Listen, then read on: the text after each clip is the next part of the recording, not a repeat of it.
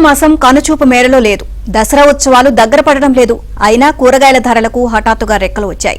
Kilo 10 నుంచి 20 మధ్య రైతు బజార్లో అందుబాటులో ఉన్న కూరగాయలు ఒక్కసారిగా 30 నుంచి 40 రూపాయలకు పెరిగాయి. రైతు బజార్లోని కూరగాయల ధరలే మండిపోతుంటే బయట మార్కెట్లో ఈ ధరలు 70 రూపాయల నుంచి 80 రూపాయల వరకు ఉన్నాయి. ఈ పరిణామంతో వినియోగదారులు కంగు తింటున్నారు. కొద్ది రోజుల క్రితం వరకు సాధారణ స్థితిలో ఉన్న కూరగాయల ధరల్లో ఎందుకు పెరుగుదల వచ్చిందో వారికి అర్థం కావడం లేదు. ఈ ధరల పెరుగుదల తాత్కాలికమేనని, కొద్ది రోజుల్లో ధరలు మామూలు పరిస్థితికి వస్తాయని రైతు బజార్ అధికారులు చెబుతున్నారు. ఈ పరిస్థితికి రైతులు ఒక కారణం చెబుతుంటే అధికారులు మరికొన్ని కారణాలు చెబుతున్నారు.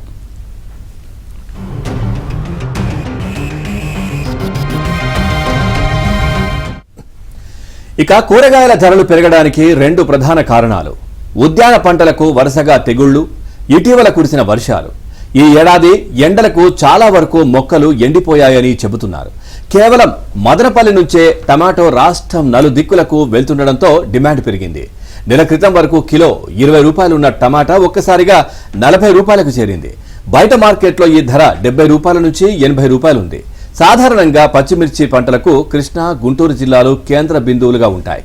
ఈ 2 జిల్లాల్లో పంట పూర్తవడంతో పచ్చిమిర్చిని కడప నుంచి దిగుమతి చేసుకోవాల్సిన పరిస్థితి వచ్చింది. రాష్ట్రం మొత్తానికి కడప నుంచే సరుకు సరఫరా అవుతోంది.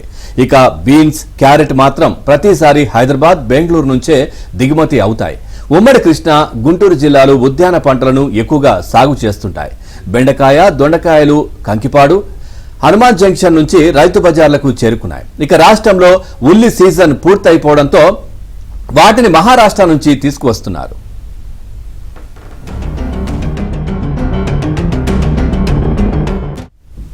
తాజా కూరగాయల్లో రాజాగా ఉండే వంకాయ ఇప్పుడు ధరలోనూ అదే విధంగా ఉంది. రైతు బజార్లో కిలో 32 రూపాయలు ఉన్న వంకాయ ధర బయట మార్కెట్లో 70 నుంచి 80 రూపాయల వరకు ఉంది.